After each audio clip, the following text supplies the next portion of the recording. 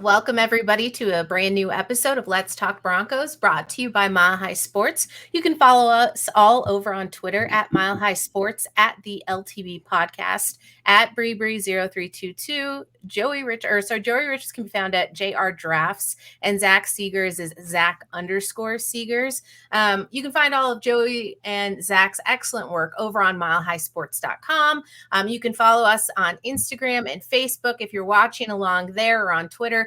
Please make sure to jump over to the YouTube stream. Listen to any of our previous episodes on Spotify or Apple Podcasts, and you can also go through the YouTube channel, watch all of us live. Before we get started, I just want to ask you guys, how are you doing today? I'm doing well. I'm doing well today. This weekend was insane. My podcast partners made it a little better. We went bowling. That was a lot of fun. Stuff like that. Friday was insane. Saturday was fun going bowling with you guys. And then I had to play football on Sunday.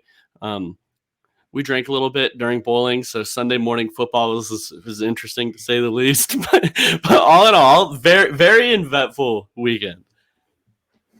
Yeah, absolutely. Think I'm recovering a little bit from that. Maybe that was Operation Cyanide on us. See that Mike's in there. Yeah, not great. But it was fun. Glad I got to see you guys. Glad we got to bowl, even if I was paying for it the next day in the 100-degree heat of football. I like how you all felt obligated in order to do so. I missed out on football. Hopefully it was a tremendous time. Always is a lot of fun. Bowling was great. I can't really remember who was winning at one point or other. I think I broke 100 on one game, and that was over for me. So it was just luck. I didn't win a single one. Joey won 3 and Bree won 1, but I did finish in second every time. So, of course you're keeping count. That how you will. I'm competitive. Okay. Well, I'm going to remind everyone watching, go ahead and hop over to YouTube. You can get your questions and comments highlighted. If I deem them appropriate, I do have the control over the buttons tonight. I want to say hi to Cal, who is in the chat. Ooh, Cody Burke is in the chat. Hope y'all didn't throw up the beer and bowling nachos. Did anybody throw up in the heat on Sunday? No, but I got damn close. I got really close. If someone didn't bring their kid, I probably would have. It was just like I can't throw up in front of a child. I can't lower myself. I heard McKenna was out there, so you saved her some grace. We appreciate that. Absolutely. I've never been much of a yak receiver, but last time it was like I was the receiver that caught the ball and then like slid after. Like I wasn't running, guys. I thought you were going for the joke that normally you're not a yak receiver, but this time you were a yak receiver. I thought that's where you were going with that. I mean, maybe should I take that? No, I'm just kidding. No, but I was definitely like doing the baseball slide after. But yeah, no. Football's always fun. That time a little tougher than usual, for sure. Yeah, absolutely. I don't want it to get off too much further of a track. We can talk more war stories later. It's always a great time. Great to see everybody in the chat listening along. What I think we need to really dive into, though, with training camp coming up at the end of this month, is there's some battles we aren't talking about. And for the first time in a really long time, I'd say years and years, too many, honestly, we're not talking about the QB battle. So I want to get into a couple of things. Who's going to back up Russell Wilson heading into the 2022 season? We got Brett Rippon. We got Josh Johnson. Let's go through these positions, starting with quarterback. And I'm going to throw it out to you guys. Joey, let's start with you. Who do you think, and what are you anticipating from this battle through training camp? Yeah, I think it has to be Josh Johnson. I don't know why you would go out there and sign him if he wasn't. Josh Johnson has been a backup quarterback in the league for a long time. And honestly, I think one of the better backup quarterbacks. Zach has been lucky enough to go to some of these OTAs, and he came back and he let us know on the podcast that Josh Johnson looks good. He looks just like maybe one of these other quarterbacks that we've had in prior years. Just he's not starting. So that's good news to have. And man, it's nice having a guy back there that's been in the league for so long. He knows what to expect. Obviously, teams value him. He's been on a ton of teams, and the guy keeps getting opportunity after opportunity after opportunity. So I think it's going to be Josh Johnson. Yeah, I really got to step up my background game. I need to address that off the bat, I feel. But with how good your guys' look. But getting into the Rip and Johnson battle, I mean, Joey said it. I think Johnson's looked relatively good at camp. He looks in the ballpark of what I'm used to seeing at Broncos training camp. I think that says more about what I've had to endure through the years than it does about Josh Johnson. But I do think he's in that range of like the 25th, probably not 25th, but like 30th to 40th best quarterback in the NFL, where he's a good high-end backup. And if he's starting a game or two for you in a spot, this Broncos roster should be good enough that maybe they can eat their way through. And all these players know how to play without a quarterback. So maybe that'll come handy. So yeah, I think it's going to be Johnson. I think Rippon, part of me was wondering if maybe Rippon could push him because they seem to really like him, the old staff at least, keeping him around and making him that practice squad protected player a few times last year. But it is a new staff. They went out of their way to bring in Johnson. And I don't think the demand for Rippon will be so great around the league that they won't be able to sneak him onto the practice squad once again this year. So I think that's probably the route this one goes. I'm going to agree with you guys, although I'm a huge fan of Rip. I just don't know why you would bring in Johnson if you were anticipating such. But he's a great guy to have on the squad, specifically practice squad, because he's just that elevated as a football mind, probably going to be a coach sooner than later. We've all been talking about it. We have an interesting question from Frankie that I got to pop up here. Josh Johnson or Drew Lock for one game-winning drive? Zach, take it away. I'm trying to think about like Drew Lock late in clutch scenario. I want to be fair on this. But I can't. I remember one. Really? Which one? KJ Hamler off a pick in the end zone. It was his rookie year. I don't remember who they were playing. You're right. That one was not. Yeah. So there was. I think that was the Chargers. So that was good. Chargers. If we're talking 2019 Lock, I might go 2019 Lock. Current version, I think of the Bengals game, honestly. That was late. That was a comeback opportunity, and he handed it off to the defensive line. And just default, I'm going to go with the veteran. If I have two guys with that I'm like, I don't really trust in the big spot, I'm not trying to be a hater even. I'm not trying to lean into the meme. I think I might go Johnson just because he's been around a lot longer. He might even have more career starts, probably same ballpark.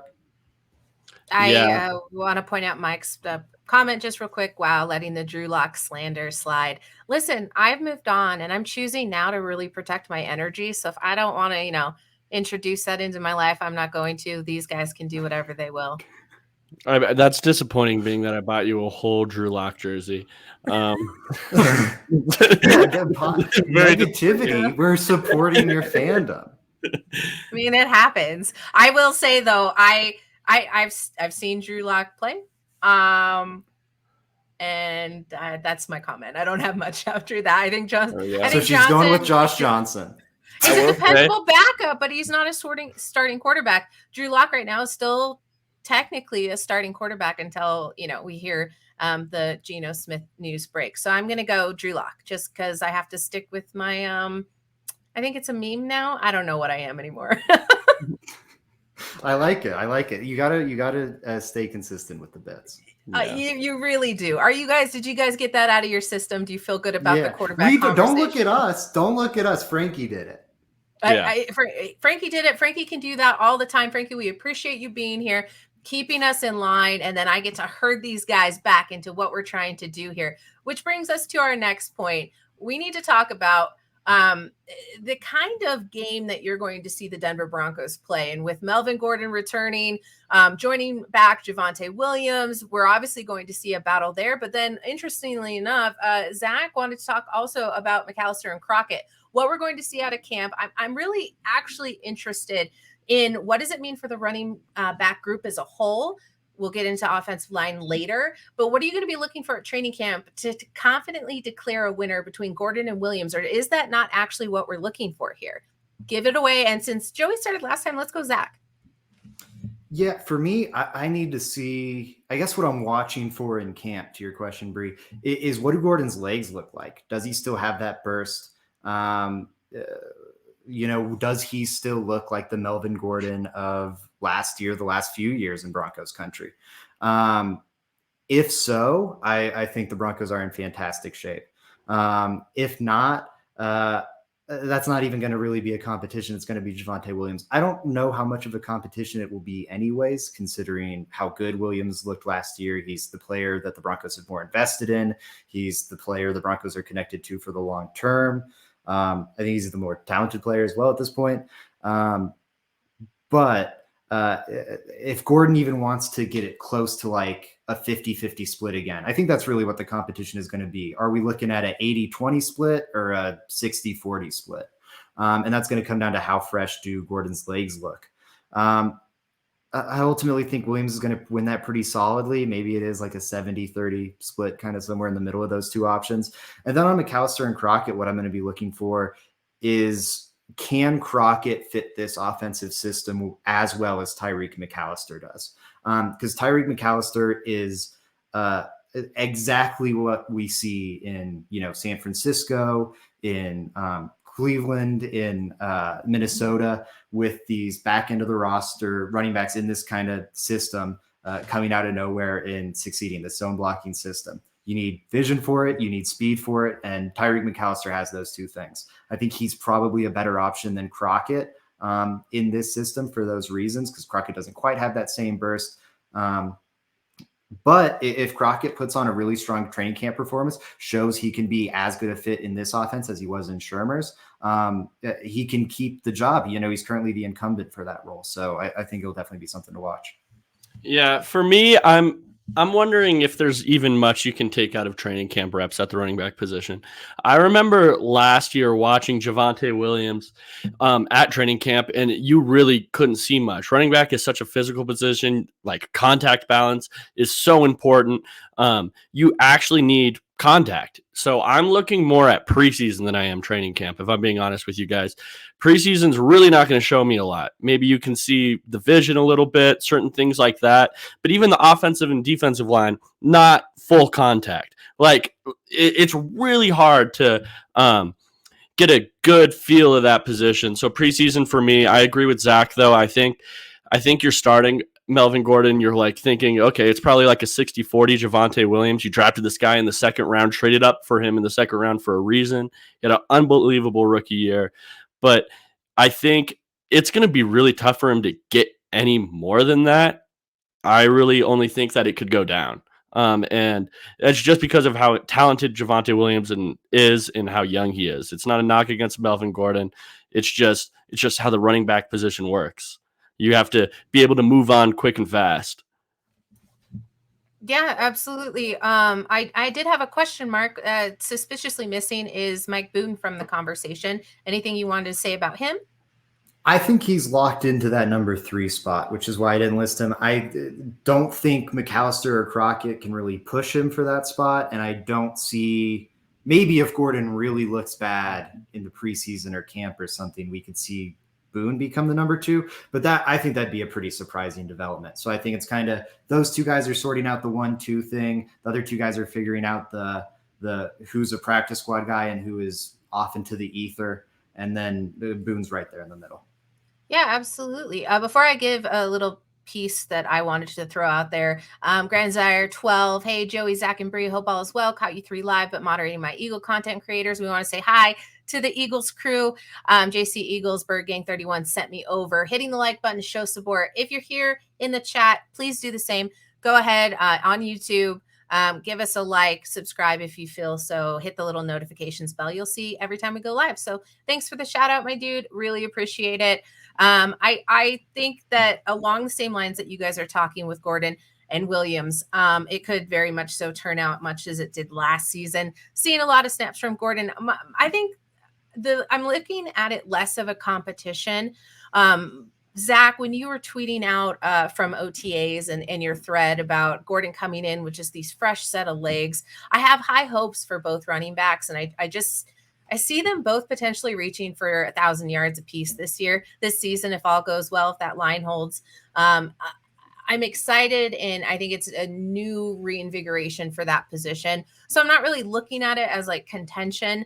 I know there's going to be plenty of it out in Broncos country, so I'll let them do the arguing, more akin to who I am as a person. I'm just super excited and optimistic about it. And Melvin Gordon's really reaching for the top 10 rushing list. So he's almost there. I think he's going to be able to knock it out this year. And then also for rushing touchdowns. So believe he needs 4 to pass CJ Anderson, and then a handful more off of that to get into like pretty high up on the list. So that's exciting. And that's what I'm looking forward to, is seeing him in his same form, and just really hitting the regular season hard.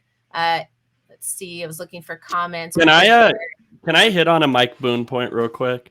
I'm interested to see what his rep share is like, if at all, because there is one specific skill that he has, or attribute that he has, that the other two don't have, and that's simply just the speed element that Mike Boone brings, especially in that wide zone system. Like, that's something that he can do really effectively, and he can bring a new element to that. We've heard it all offseason. That's something, especially in the presser. I remember that when Hackett was brought in the presser, that wide zone was talked about a lot. And I think Mike Boone could be well served there. So I'll be interested to see that for sure. Yeah, fully agree. If anybody in the comment section wants to chime in here, who they think in either position is going to start. If you think we're wrong, please call us out. If you think Zach's wrong, call him out. Joey too. You can leave me out of it. I don't want any of that drama. Call me out. Joey and I go toe to toe. Yeah, exactly. Exactly. Yeah, if you want to expose yourself for, being wrong and disagreeing with us, like, go ahead. Wow. Exactly. Now he's throwing open invitations for fisticuffs out there, which I fully support. I'd watch that all day long. We'll sell tickets. I'm feeling cocky after committing murder this weekend, but fake murder, virtual murder, Twitter murder.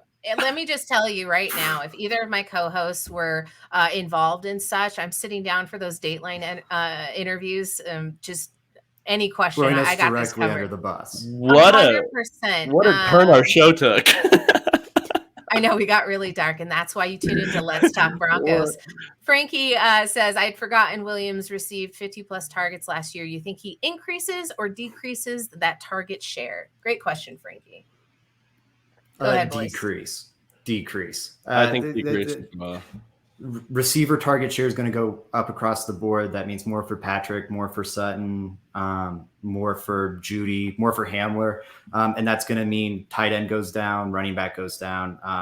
And a lot of that is moving on from the Pat Shurmur offense, and mainly moving on from Teddy Bridgewater. I'll say this, though. If you can, so here's the difference between Williams running up the middle, where he's so talented, but man, getting that guy one-on-one in space, which is what you could do, getting him receptions, right? That's dangerous. That's really, really dangerous. If you just have that one tackler in front of him, and it's just Williams, who I think has literally one of the best contact balances like in the league for sure. That's a tough task for anybody to make that tackle. Yeah. I think. Sorry, I gotta chime in here, Zach. You're being called out. Mike over at MHRT, the 5280 podcast, says, I'm super excited that Gordon is back, and I was pretty excited about Williams and Boone. Also, 5280 versus LTB boxing match, Mundungus versus Seegers. Let's settle this. I will ref. I think I have a shirt available, so let's go. I guess Joey and I are committing more murders. No, I found it interesting that they didn't even mention me in there. I don't know. Joey, I think you would have to take on Boggins or something. Frankie has a follow-up, only curious, because we've seen Green Bay utilize Aaron Jones in the pass game a ton, but they also don't have near the receiver depth. Yeah, no, and I think we will see him utilized. The thing I was going to tack on to Joey there was I don't think we'll see the 50 target, just because that is a pretty big number. Maybe in the 17-game season, it gets up around there. But I like maybe it does get in that ballpark, but I don't think we're going to see it uptick just because there's not much room for it to go up. I do think overall, to Joey's point, those targets are going to be more effective. And that's going to be in part due to Javonte Williams growing into that role some. And I also think just the targets being a lot smarter. They're going to be lining him out wide as a wide receiver. It won't just be like a flat dump off, that's his one route he's running in the offense. They're going to be a little more creative, a little more varied, and get him some advantageous matchups. That's, such a huge part of this offensive tree. Yeah, absolutely. I think you've done a great job at outlining all of those. Oh man, it's still going in the chat. I'll let you read that one, Zach. Give me 1 second while I switch over to our next position. Never mind. We got this going. Depth, and more depth. So Russell Wilson has a variety of different targets out there. A kid in a candy store, if you will. We got the addition of good hair haver and fan favorite and Greg Dulcich. Drafted number 80 by George Payton and crew to join the ranks with Alberto, Eric Tomlinson, Andrew Beck. I think Saubert is still listed on the depth chart. Although Dulcich has kind of mysteriously been sidelined by some injury or maybe possibly a healthy scratch. So he should be good to go later on for training camp this month. What are you looking for out of the tight ends, and who takes TE1? I'm going Okwuegbunam. I think that's pretty comfortable just because rookie tight ends always struggle. Greg Dulcich, I think will have a good role in the offense this year, but I don't think he's going to unseat Albert Okwuegbunam. And then if you look at the other three tight ends really quick, with Saubert, Beck, and Tomlinson, that's where I think it really gets mucky in the tight end room, because Beck, you feel like they kind of have to keep around because they're going to use a fullback in this offense, and he's the only fullback on the roster. So it feels like he's kind of weirdly safe. I also think the fact that he's one of the only versatile tight ends on the roster that can kind of line up in line and function as a blocker and an adequate receiver makes him pretty safe. But Eric Saubert, I think, is a better inline tight end than Beck. So I feel like he has a good chance to make it. But then you have Tomlinson, who was brought in with a very specific, clearly defined role, just being that pure blocking tight end. And it's something we know he's good at. So on one hand, I feel like Saubert and Beck kind of have to make it because they're not going to function as offensive tells that let the defense know what you're doing, unlike maybe an Okwuegbunam or a Tomlinson will, or a Dulcich. But I also think Tomlinson was brought on for a reason, and he's good at playing that role. So I don't think he's going to disappoint in camp. I think he's going to be what the Broncos want. And that leads me to believe he has to stay. So this one's the toughest for me to project. Are there concerns there with that lower extremity issue or injury that Tomlinson has suddenly been plagued with, or is that not an issue anymore? I think whenever I don't know. I think injuries are always worrisome when honestly you're going to be a tight end or any player on the roster that's going to be, you're not like a ride-in starter. Right? It's football at the end of the day, and there are tough cuts that have to be made in the NFL. So especially, Zach went through this whole thing and he gave you reasons of why he's unsure about these final three. Any injury to any of these guys is a big deal. You need them in training camp, honestly, or that could be their job. Sorry to say, but that's just how it works in the NFL, unfortunately. And so, yeah, I definitely think it's worrisome. But Tomlinson does fill a void that I don't think anybody else on this list does. Not even to the same degree. I think Saubert's okay, Beck's okay, but Tomlinson fills a void to an extreme, right? So it'll be interesting how they sort this out. I agree with Zach on Beck. It feels like he does, being that he is the fullback tight end. It's funny because we had this conversation with Calvin Anderson, right, about how versatility will keep you a job. That's what he said. And that's exactly what might happen with Beck there. You need to be able to play two positions. It makes you that much more valuable. So I would definitely keep Beck. Awesome. Frankie chimed in. I need Saubert, Beck, and Tomlinson in a heavy package. I could see it working. I could see all five of these guys making it. I don't think that's out of the question. You do have to play some numbers games if that's the case. yeah, it is going to be really tough. I ultimately think, Saubert's probably the one that misses out.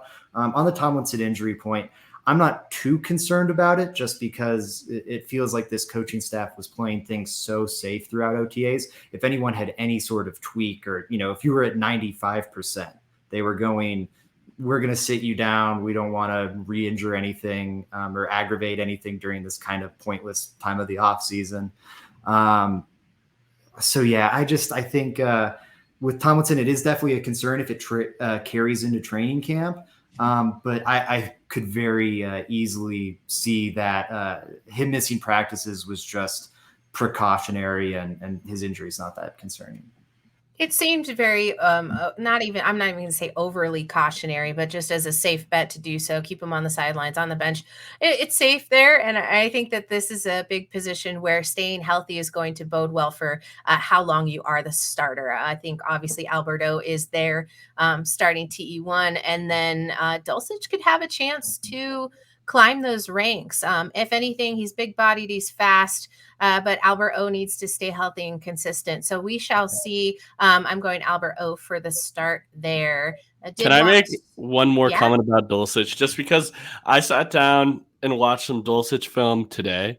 The more I watch Dulcich, the more he kind of grows on me. Just because, man, the way he moves and is just so different than your regular tight end, right? In and out of cuts. Like the word that I would most use to describe him would be just smooth. He's a smooth operator out there. He does stuff that in that frame you shouldn't really be able to do. So I'm excited about him. It's the fit that's a little more worrisome. We've been saying that since the beginning, but yeah, the player is definitely growing on me.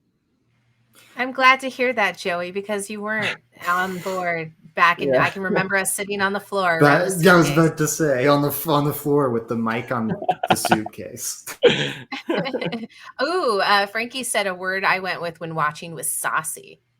Yeah, good word choice. I like it. I'm gonna need to know what saucy means. Velveeta, that's smooth. That's not the number one choice for queso. Velveeta is smooth and saucy. I don't know. That may be it. You got to microwave it first, warm it up. You guys are ridiculous. We're going to move on to the next battle, wide receivers. And there is no shortage of wide receivers currently on the roster for the Denver Broncos. Which ones make the cut? Which ones are going to be favorited? Right here, we're going to talk about Cleveland and Fulgham, Williams, Hamler versus Hinton versus Washington. Obviously, you've got your big four. I also kind of want to pick your ranks as how do you rank the quadruple threat between Sutton, Judy, Patrick, and Hamler? How is that looking to you? It looks like you kind of have Hamler over here on the edge. What are you thinking? Who is coming out on top? And who do you think actually just gets put on the practice squad? I think that Montrell. So, okay, I think we know the big four being Tim Patrick, Cortland Sutton, Jerry Judy, and KJ Hamler. They're pretty much locked in to get it, whether it's because of where they're drafted or what they're proven. All those guys, I think, are locks. After that, it gets really interesting, right? It gets really interesting. Now, the next one I think is going to make the roster is Montrell Washington, just because he was drafted for a specific reason, right? Like he filled a need from day one, which is the punt and kick returner. Anybody that these other guys, it's tougher for them, right? They don't feel that initial need. They're more reserves. They can come in on special teams as a gunner or something like that, but mostly there are reserves in case somebody gets injured. Then they'll get their shot. After that, you have to wonder what's up with Seth Williams, right? He's a guy with great potential, great size. I think he's a little redundant with Tim Patrick and Cortland Sutton. But with that being said, he could also back up those guys, right? He's a good reserve option for a Cortland Sutton or Tim Patrick, a guy that you don't have to completely change your offensive strategy or whatever you were going for. So Seth Williams fills that void. So I think those are the two guys that I would pick to make it. Kendall Hinton's right there as well, just because of his versatility. I know that he can play the slot. He can play a little of the outside, and he can be a guy that fills multiple voids, which is something you're looking for from a reserve. So I don't know. It's interesting. Once you start getting to the bottom half of the receivers, every single year pretty much, it's going to be a competition. There's so many good receivers in the league, and it's pretty hard to predict. So what do you think that top 6-7 looks like or ends up looking like? I think the top 6 are the 6 guys I named, being Tim Patrick, Cortland Sutton, Jerry Jeudy, KJ Hamler. I think Montrell Washington gets in there. And then at that 6th spot, I'm between Hinton and Seth Williams. So not looking at Tyree over there as the 6th, more of a special teams. Yeah, yes, I think Tyree Cleveland has potential. I think he could be the best special teams player outside of Montrell Washington if you're looking at the reserves. Yeah, I think I've got a similar ranking. I'm going to go Sutton 1. I'm going to go. Patrick I didn't 2. Name mine in order. Sorry. Yeah. No particular order. I'm going to go Patrick 2. I'm going to go Jeudy 3. I think Hamler, like you said, is in that 4 spot, but I do think coming off of injury, they did invest pretty heavily in Montrell Washington, who can do a lot of the same things, has been doing a lot of the same things at OTAs. I do think he is maybe he's a tier above all the other guys and a tier below the top 3. But I don't think he's quite in the same bunch as those top 3 guys. I kind of broke it up like this with Cleveland versus Fulgham versus Williams and Hamler versus Hinton versus Washington. Because I think you've kind of got like the big guys who can be reserves for Sutton and Patrick, and you've got kind of your more burner types or slot types with Hamler, Hinton, and Washington. And I think both of these battles are going to be really tough. Fulgham is a name that I keep hearing mentioned from people, like the media people more experienced than me and more plugged in than me. I haven't seen it, but he keeps getting talked about in a way where I don't know. I think maybe he doesn't make the roster, but maybe he's traded or is kept around on the practice squad all season or something. I wouldn't fully sleep on that name. Seth Williams, of course, is the draft investment from Peyton. Looked decent down the stretch last year, was probably the best of these 3 big-bodied receivers last year.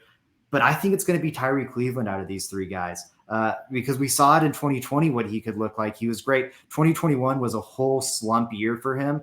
I still don't know why. All I know is he looked not good in practice kind of the whole season. He did not look like the same guy we had seen in 2020 because I was hyped about him in 2020's training camp. I'm like, all right, Tyree Cleveland, this guy might be a dude. And he just was not the same from the jump in 2021. And now it looks back to like 2020 Tyree Cleveland. I have no idea what happened last year, but it's looking a lot better. I think he offers a decent bit of value as a gunner. On special teams, he's solid there. So I think he's going to win this battle of the big guys. And Seth Williams did not impress me at all at OTAs. I'd say he was the 3rd of the top 3. Really? Yeah. So like, I think based on draft investment, what you were saying, Williams may be leading those 3 makes sense. But based on what I saw, I'm not feeling good about Williams right now. That's interesting. And then the other 3, Hamler, Hinton, and Washington. Hamler's going to get a roster spot for sure. Washington, you feel, has to get a roster spot. And I really hope Hinton isn't left with the short straw. I think he might be just because they just drafted Washington in the 5th round this year, and he's going to be offering that kick return ability. But Hinton keeps getting better and better. I think he can probably, I don't know, maybe can do, I don't know if that's fair. He's not terribly far removed from Jeudy and Hamler, I don't think. I think he'd be a good backup for, like last year. If those 2 guys go down, I think he continues to progress as he learns the wide receiver position. And this year he would be even better equipped to fill in for Jeudy or Hamler. And so I do think it would kind of hurt to lose him. Maybe like we thought it would hurt to lose Trinity Benson last year. But yeah, I think Fulgham and Williams are definitely gone, and maybe Hinton. Sorry. You stole my point there, because I was going to say we were talking so much about Trinity Benson and how forlorn we were to see him go. And I still rooting for him, but that's kind of like the Fulgham talk. Until I get to see it, I'm not putting them there up in the rankings. I do want to say, Zach, I think we're basically falling in line. I have Sutton, Patrick, Jeudy, Hamler, Washington, Hinton, and then Cleveland's my last rounding out if they go with the 7, I believe that is. Seth Williams, I think, is teetering there. So I don't know. It depends on how. And that's just what we're talking about when we talk about camp battles. Very interesting stuff going on there. Did want to ask you guys a question. N. Jones came into the chat, and I think it's Acrisure Stadium, a worse name than Empower Field. It is, right? What do you guys think? Yeah, I mean, the fact that you were like stumbling trying to pronounce it tells it all, right? Like, you cannot, definitely worse. If you can't pronounce the brand that is supposed to, like, that they paid so much money to get branded on the stadium, it's a bad stadium name. I don't think it's good. And it also gets knocked. The additional point I'll throw in, the stadium bit. It's always got to be Mile High Stadium at whatever field. So I think that's a big knock. Yeah. That's a really great point, Zach. I'm just going to say I couldn't even figure out where I was supposed to put the emphasis. So that was just a complete lose by me.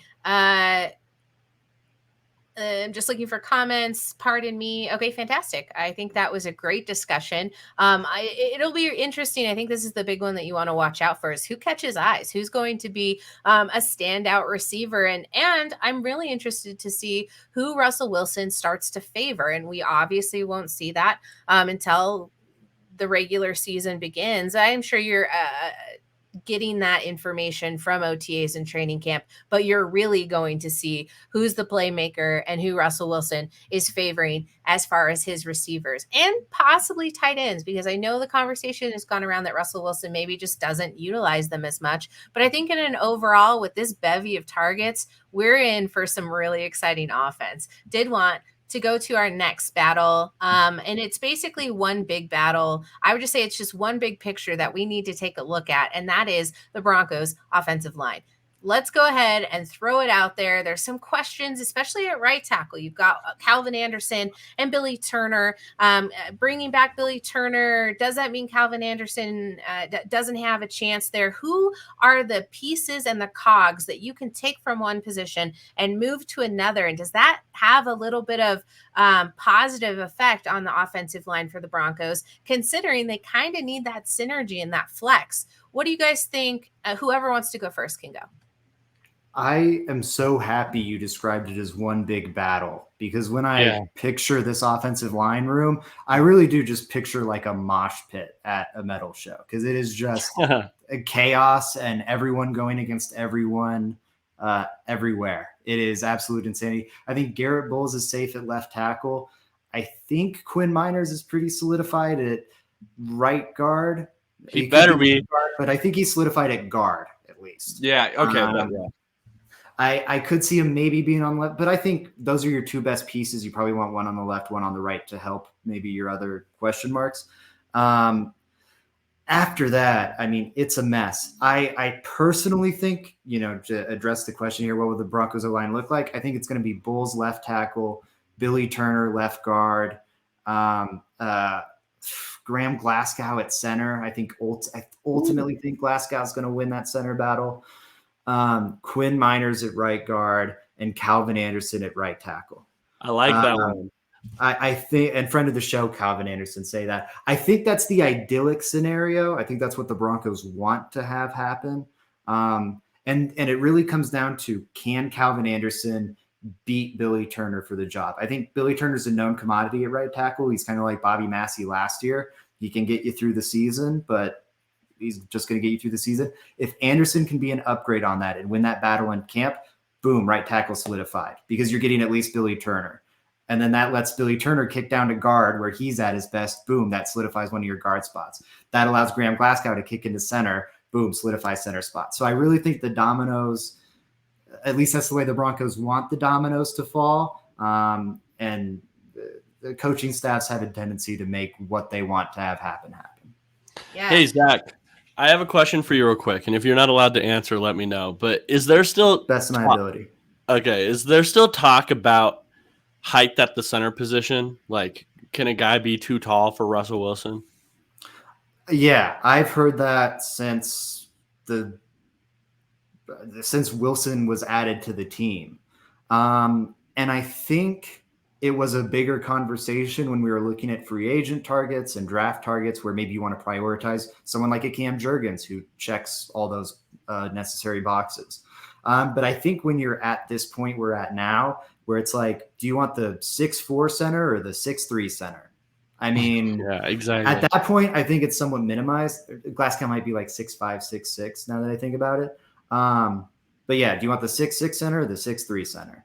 Like, and if Wilson's going to make that big of a deal out of 3 inches, they better be pretty close in terms of quality of play. I think the coaching, I think, I don't know. I think I need to leave it there. But I do Wilson, believe like Glasgow. looking for gaps though? Like, you're staring at the back of your center's head? Is that actually something that happens? So yeah, that was what I was going to say too. Like, I would love to speak to somebody really knowledgeable about the situation and have them explain to me why it's the center position. Like, I get it. That's where he initially gets the snap. But if we're talking throwing windows, the center's just straight down the middle, right? Like, why aren't the guards being a certain height's an issue? Like pyramid scale them. I don't understand it. That's one thing I would love to talk to somebody about. I've never played the quarterback position, but it's really interesting. I am curious why the center position being you have to be short to play it with Russell Wilson. Apparently so. Frankie wants to know, either of you, if you have any news on Billy Turner's health. None on my end. So we're going to go no, Frankie. Sorry, there's no insider information here. I'll keep an ear out at training camp once I get in there. Zach's a lot more plugged in than I am. My plugged in comes from just like DMing random people and then like looking up, searching like Broncos rumors in the Twitter search bar. I think that's a perfect way to do any form of research, and I support it. I did want to give a shout out to the MHRT network. I see a lot of them in the chat. I do also want to say there's quite a few people in the chat watching the Let's Talk Broncos podcast. And it just happens to be some of our biggest competition. So it's nice to see you guys. Richie says, here is the big question. If Glasgow wins the OC, do we outright cut it and or try to trade Cush? If someone will take him, I would try to trade him. Like, I don't see the point of that, right? Like, we have guys that this is the beautiful thing about having versatility on your offensive line. If you have multiple players that can play multiple positions, you can really put the best 5 out there. And that's what Graham Glasgow is offering you, being able to be from guard to center. It's interesting. I guess I would wonder who the backup center to Glasgow would be if he does win that position. Being that he did just come off a season-ending injury last year. So that would be interesting. Maybe I would keep him around if they don't feel comfortable throwing a Quinn Miners at center. You know, maybe I would. Yeah. Sorry. I think counterintuitively, you're going to be hurting more from the Russell Wilson trade in terms of draft capital next offseason because you're not going to have the Von Miller trade to kind of supplement things like you did this offseason. So with that in mind, the Broncos are going to be looking at ways to build up draft capital, trading players that isn't going to affect their ability to win now. Because you want to try and juggle both those things. Like Bradley Chubb, you can get some good draft capital for him probably, but that's going to really hurt your ability to win now. Cushenberry, if he's your backup center at that point, I think you're okay getting rid of that and then getting like a replacement level backup center off the free agent market and getting him in the building.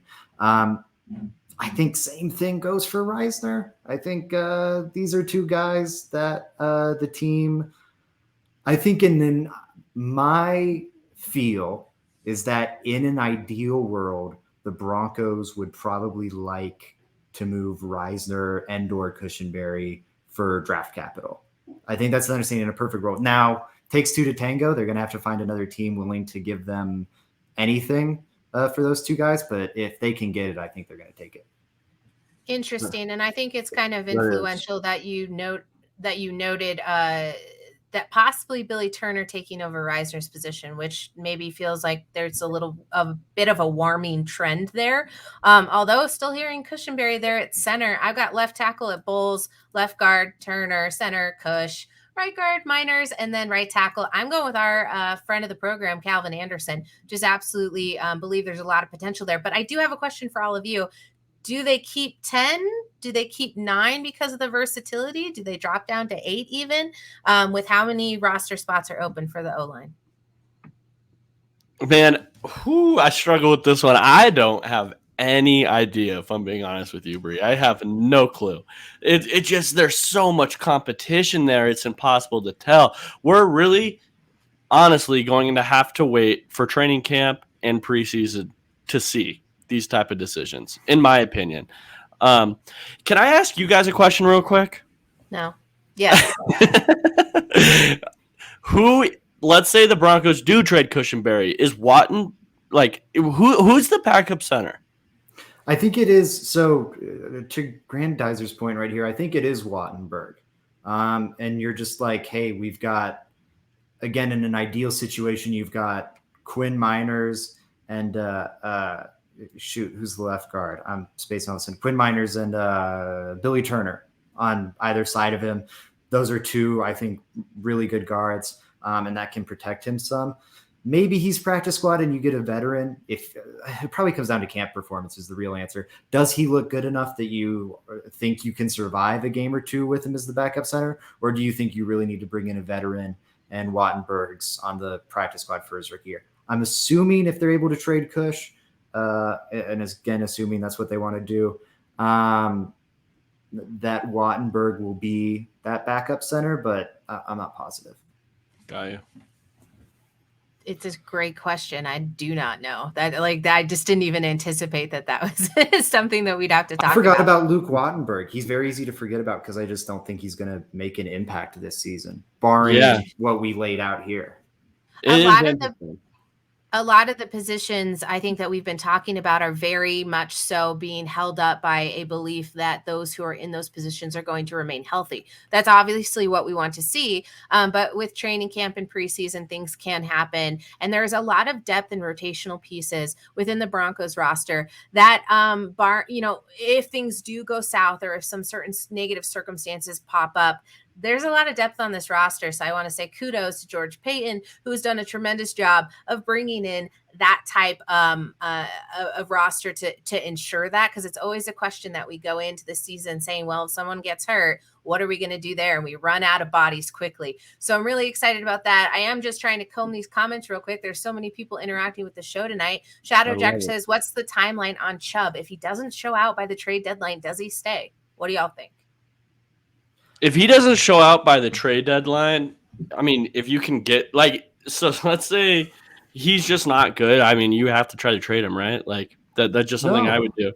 You wouldn't? Because what are you? Okay, so here's the thing. Here's why. Okay, go ahead. This is, in my opinion, the answer to this question is no. They're not trading Chubb. It does not make sense to me at all. Okay. You are in win now mode. This is the last cheap year of Russell Wilson you have. It is win right now, hopefully mode. I don't think they will, but I think your chips have to be in the center of the table for it. On Chubb, if he is looking bad before the trade deadline, you aren't getting anything that's moving the needle for him. You're not getting anything for 10 weeks of Bradley Chubb, who has been bad for injured, not playing for 2 seasons, or ineffective entirely for 2 seasons. And then he comes back healthy and is playing poorly. Who's trading good assets for that? Zach, keep him on the roster. Zach, I think you're severely underestimating how stupid the league can be at times. I think the league trades for bad players all the time. I think we've seen the Broncos. No, I'm not saying people wouldn't trade for him. I'm saying you're getting a 6th round pick, and why are you taking a guy who still, maybe he turns it on down the stretch of the season, a guy who could be the best pass rusher on your team? When you're in win now mode, you're not going to trade him for a day 3 pick. And that's all. The risk there, I think, isn't worth the reward, is what he's saying. Although you'd be like, okay, what's the point anyways? I get it. I do get it. And I'm a big Bradley Chubb fan. I think him coming into the season, him saying that this is the first season in a while, off season in a while, that he's coming fully healthy, that's super encouraging, and I'm excited to see him this year. But if the guy is not playing good by the trade deadline, guys, we moved Baron Browning to edge for a reason. We drafted Nick Bonito for a reason. I think the Broncos making those moves, they're telling you something. They're telling you that his job is it's on the line. be coming up with this contract coming up. So if he's not playing well, you get what you can get for him, being that you did trade all those draft picks. That's just the way for Russell Wilson. That's just the way I would think about it.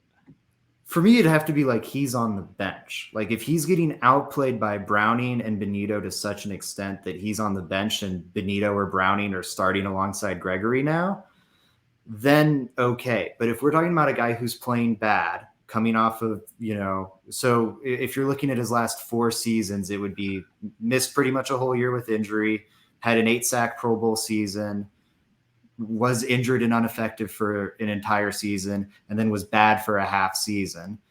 I don't think you're getting anything better than a 5th-round pick for that. But are you taking a starting pass rusher off a team that's hoping to contend for the playoffs for a 5th-round pick when that player probably hits the market and gets you a 6th or a 7th comp pick down the line?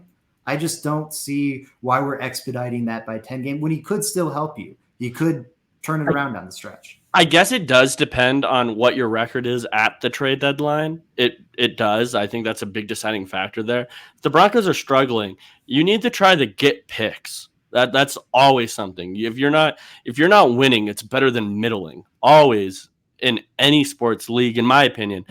So it does depend what the record is at the time, but definitely. Yeah, I think that's the biggest deciding factor there. But it depends. It would shock me to see Bradley Chubb be a worse run defender than Nick Benito or Baron Browning by the trade deadline, and that's something that would be valuable. That would absolutely shock me. I think he's going to have a good offseason, but it's a very interesting conversation. The disagreement, we're going to have to bring this back up. Frankie thinks, keep Bradley. I even favor trying to re-sign him while his value is low. Frankie, I appreciate you using his full first name. That's a rather professional. If I try to call him Brad Chubb, I don't know. That just doesn't sound right. I was about to say, I like calling him Brad Chubb. That might be my nickname for him. Like, he was very dad at a barbecue. Like, you see Brad Chubb this week? Brad. Good game. He has the best Twitter, Instagram handle, I think, in the NFL. Yeah. Oh, yeah. Yeah, it's pretty great. It's Astronaut, fantastic. that's a pretty good one. It is pretty good, and it's so marketable. I really love it. I just want to thank Shadow Jacker for bringing all of us to blows with that question. I think there's a variable amount of ways that you can come at that question. I'm all for keeping Chubb. I think that as I was saying earlier, the reward later on, if they do keep him, is more than any investment you're going to get from any other team if maybe it's low. And I agree. I think Frankie makes a tremendous point. Re-sign him while his value is low because that contract year is coming up. Mr. Boggins, not Mr. Boggins, asked if the brick was real. I'm going to leave that up to everybody at home. Not going to answer that one, although I was very confused reading that at first. So I'm glad that all played out without me having to interact. I'm going to thank everybody for stopping by to watch Let's Talk Broncos on Mile High Sports. We're so excited to be here, bringing you all of this content. Training camp's going to be coming up really soon, and we are going to be flooding your feeds with everything that we know, everything that we see, and we can't wait to bring it to you. I do want to have Joey and Zach tell us where they can find all of their great work before we head out of there. So Joey, go ahead and start us off. Yeah, for sure. You can follow me at JR Drafts. That's where all my Twitter is. And then, check out all my writing at Mile High Sports. Those are my 2 big things. Zach, where can they find you? Yeah, Twitter at Zach_Seegers. Got all the Twitter dunks over there. And then go over to at Mile High Sports for all my writing. Got articles out just about every day. Going to have X Factors on defense dropping tomorrow. Talking about why I think Ejiro Evero is going to make this defense better. And then stay tuned for the August issue of Mile High Sports Magazine. It's going to be the football preview issue. I have 2 features in it. Spent a lot of time on those, and I think they're awesome. One's looking at the 2017 Saints draft class in comparison to the 2021 Broncos draft class. I think there's a lot of fun parallels in there. And then another one's looking at Russell Wilson, of course, and what to expect this upcoming season. So definitely stay tuned for that. I've put a lot of work into those, and I'm proud of the final result. I can't state how proud I am of the both of you for cranking out just a ton of content. And it's the slow period. Wait until it's just absolutely bonkers. And I'm so glad that you guys are along with us. If you haven't already, go ahead and subscribe, follow all the accounts, follow our Instagram, follow us on Facebook if you use Facebook. I don't know who uses Facebook, but if you do, go over there too. If you want to listen to me talk, you can find me here, as always, with the Let's Talk Broncos crew. You can find me over at MHRT with the 5280 podcast. And then every Thursday from 7 to 9 p.m., I'm over on 98.1 FM for Mile High Sports for the Fan Cave. Love talking sports with all of you. Love just covering these conversations. So much fun for me. I wish you all adieu. Have a great evening, and let's go Broncos.